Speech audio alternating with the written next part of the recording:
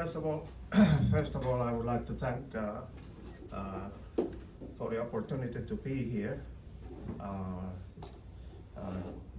to visit this factory of my friend, Dr. Lee, and this is, as you heard, we have met several times and been discussing possible collaborations and so on. Unfortunately, the COVID-19 came into the picture, and we now are in a situation where we actually were already 3 years ago, and hopefully I will be able to establish the active research work with this interesting compound, especially in diabetes, but as mentioned, my research is covering a very wide range of different diseases and lifestyle factors and so on. So it would be great to study this interesting compound, and I hope that it will happen soon. Now, my presentation today deals with diabetes prevention, which has been one of my main research interests during the last 20-30 years. No.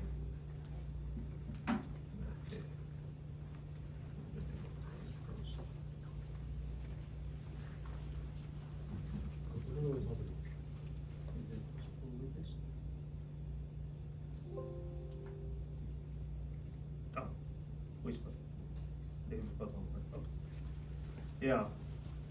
So what is important to realize is that during the last decades, the number of people with diabetes has been growing in the world tremendously, and the estimates are that in 20 years' time there will be about 700 million people with diabetes.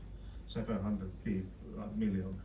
Huge number, and diabetes is a disease where blood glucose is elevated because the body is unable to handle the situation.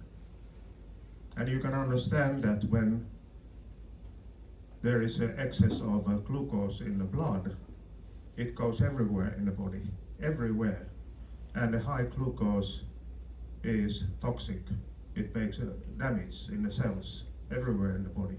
So it's a very, very comprehensive and dangerous disease. Now, there was a statement that there are too many people with diabetes and something should be done.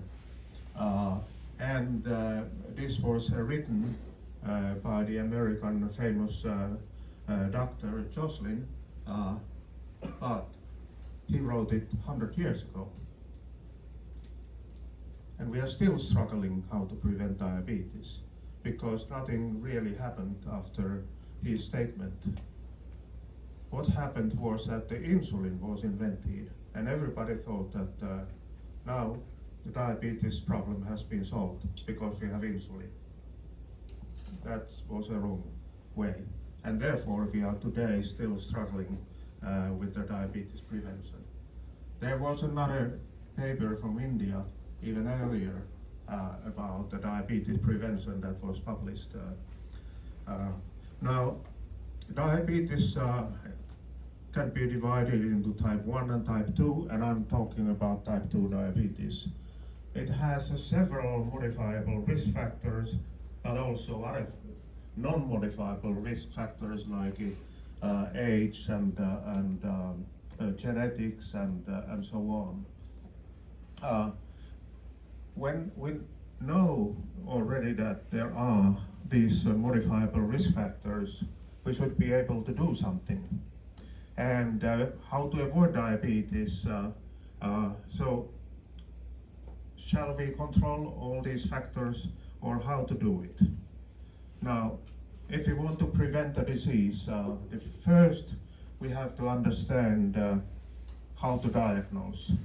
We have to know about risk factors. We have to know how in the body diabetes is developing, and then we have to be able to identify individuals who have a high risk and influence these risk factors. And this can be done only in the first clinical trials. And then we can develop national prevention programs and so on. So it's a long way actually to develop a prevention if you think at the population level. But the best evidence always comes from clinical trials, and therefore we need to carry out the trials to show that certain intervention works. So we call them a proof of concept control trials. We started in Finland the first prevention trial in 1993, and we designed it in a very simple way with weight reduction, some changes in diet, an increase in physical activity, divided people randomly to intervention and a control group. That was a very simple trial, and nobody before had done it properly. I was so surprised when I started to design this trial that nobody had done anything proper. There had been some studies, but not the proper studies before. And we were surprised to see the results from the trial. And in the intervention group, there were 58% less cases of diabetes compared with the control group. 58% with a simple lifestyle advice provided for the people. Now people say that in Finland, well, we are different and we can do all kind of things, and this is actually this is a very good way to lose weight. When you are 10 minutes here, you are burning 500 calories in the ice water. But it's not probably feasible for everybody. There was then other studies from the United States, surprisingly exactly the same result. In the Netherlands, exactly the same result. In China, nearby here, Daqing in the northern China, also positive results, and India, a little bit less effect, but basically everywhere in the world where trials have been now done, the results are positive. So very clear. And this is a kind of summary of different studies, altogether different studies, 45% risk reduction. Now these studies were actually done in the people who had so-called impaired glucose tolerance. That is, after you take a glucose drink and you measure 2 hours later how much is your glucose level. If you have an intolerance, then your glucose level stays high. If you are normal, the glucose level in 2 hours time comes back to normal. So we had all these people with impaired glucose tolerance. But the other way to measure glucose is also to measure it fasting in the morning after the overnight fast. And there was a study in there are these 3 different ways to measure glucose. One is the fasting, which is the lowest in the day, and then this we call it postprandial glucose, where the highest during the day, and then we can measure hemoglobin A1C, which is a long-term average.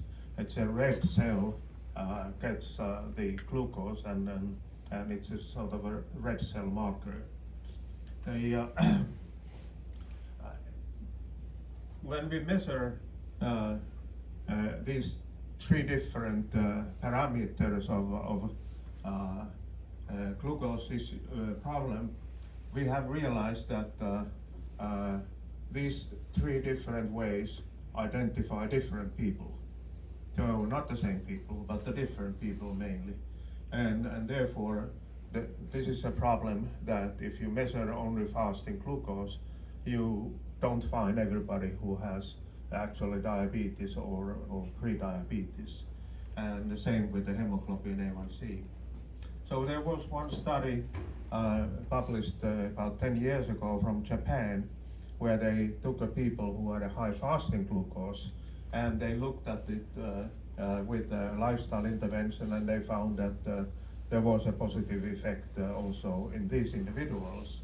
But what happened was that when they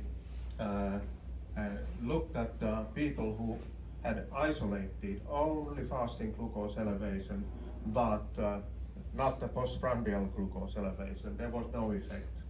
But when they had also impaired glucose tolerance, that is after glucose load, there was again a 59% risk reduction, just like we have seen in the other trials where impaired glucose tolerance was used. So we still don't understand why this is not working with the fasting glucose. There are studies ongoing on that. But we know that the fasting glucose elevation means that there is a problem with the liver, because the liver is producing glucose. When you are sleeping, the liver stops producing glucose. But if you have a diabetes, it goes on and it doesn't stop, produces more and more glucose overnight, and therefore in the morning some people have it elevated. But when you have the postprandial glucose, that means that our tissues cannot use properly, mainly muscle is not using glucose in the right way, and also that there is a problem with the secretion of insulin in the pancreas. So there are different mechanisms. We have to understand that the people with the diabetes are different. Now, there have been also studies with the different medications to prevent diabetes. These are studies with a lifestyle intervention in different places, and we stopped our study at the 4 years when we had our results. But we followed these people every year with the clinical assessments, measurements of glucose and so on, up to 15 years. And you can see that when we stopped the lifestyle intervention at 4 years, the effect stayed there. So long-term effect when you had an early intervention. That's a good news. Another way of providing the lifestyle intervention now is to use modern technology, and this is the first study from India where they used the text messages by SMS, and they showed very nice results in the people who received these messages to improve their lifestyle. Now the important thing in these studies, we have realized that the very early months of lifestyle intervention are the most important. This is the American study. After 6 months, when people lost weight, the early, then the results were really excellent. And the more people reduced their body weight, the better was the effect here in the lifestyle intervention group. Now today we are also talking about the personalized medicine in the prevention of diabetes. And the diabetes is a disease where we can really provide the personalized advice, because we know genetics very well today.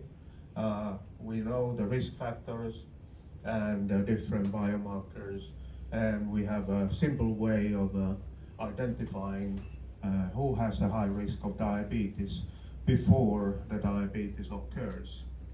So we developed in Finland a simple score like this with the 8 different items which do not require any blood measurement, and very simple. Anybody can do this kind of thing, and these numbers here we have obtained from our studies that we have carried out in the numbers here are based on the scientific information, and then we can calculate them together with the 8 items, and we can see who actually has a risk of diabetes in 10 years and who doesn't. And here you see our original results. People who had a high score value, almost everybody was diabetic in 10 years time, whereas people who were having a very low score, then nobody developed diabetes. So we can actually pick up the people in somewhere here, say that, okay, let's concentrate on this, and this would be the way in the future to actually prevent diabetes, and maybe D&D product could be applied in these individuals to prevent the progression to diabetes. This would be one scenario and one important way to test. We have used this score in Finland and in our national program with this is the oral glucose tolerance test. We can identify who has diabetes, who has pre-diabetes, and who has normal glucose, and then to do the interventions. This has been used also in many other places. This Finnish diabetes risk score is used all over in the world today, and this is data from Barcelona, Spain, in a primary care, where they took the people who had 12 points or more, and then they did intensive lifestyle intervention in the primary care clinics, and the results were excellent, 50% risk reduction when they picked up these high-risk individuals. Well, another thing is that there is a long story about the genetics of type 2 diabetes. In the beginning, there was a lot of discussion whether we will find 1 or 2 genes that is causing type 2 diabetes. But today, we know that they are almost 1,000. Everybody of us carries at least 1 gene that may predispose to diabetes. And but if you have more than 1, if you have 10, if you have 100, then you have a higher risk. So this is very interesting. And again, we have to remember that the diabetes is not only a human disease. Any mammal can have diabetes. Cats, dogs, whale can have diabetes, and so on. So the origin of these genes comes much earlier than the human race was developing. So we cannot get rid of these genes, no way. But we can use them. The more these genes are, we have the higher is the risk. So that, again, if you combine our risk score and the genetics, we definitely can identify high-risk individuals. And these genes, they are all over. We have 22 chromosomes, and then the sex chromosome, X and Y. And the genes that are associated with diabetes, they are all over. In every chromosome there is at least one gene that is associated with diabetes. Anyhow, coming back to the issue of prevention, what is important always is to remember the adherence. So if you take a medicine, it may help you, but if you don't take the medicine, it cannot help you. Yeah, you have to do something. You have to adhere. The same with the lifestyle. You have to take something if you are at the high risk, or you have to do something. So in our case, when we looked at these 5 targets we had, whatever people achieved, the risk went down by 50% or more. So if people actually did something, it helped. And most importantly, the more people actually did, like the more people lost weight, the better was the effect. So this is when there was no change in the body weight. Compared with that, there was a 70% lower risk if people actually reduced body weight more than 7%. That is about 7 kilograms in these individuals we had in our study.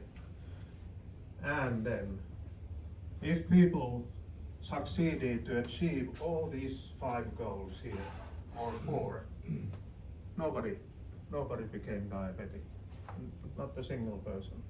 So the adherence is always the important thing. But then the question is, what to do with these people here who are not succeeding to achieve the change in lifestyle? There we need another approach. Probably you need a product like DFD. Yeah, exactly.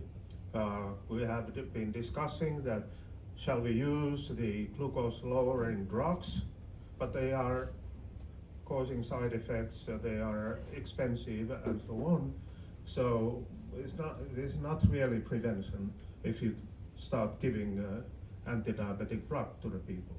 It's a treatment which is okay, but not necessarily the best way. So these kind of products, DFD would be probably the most important to be used. Great.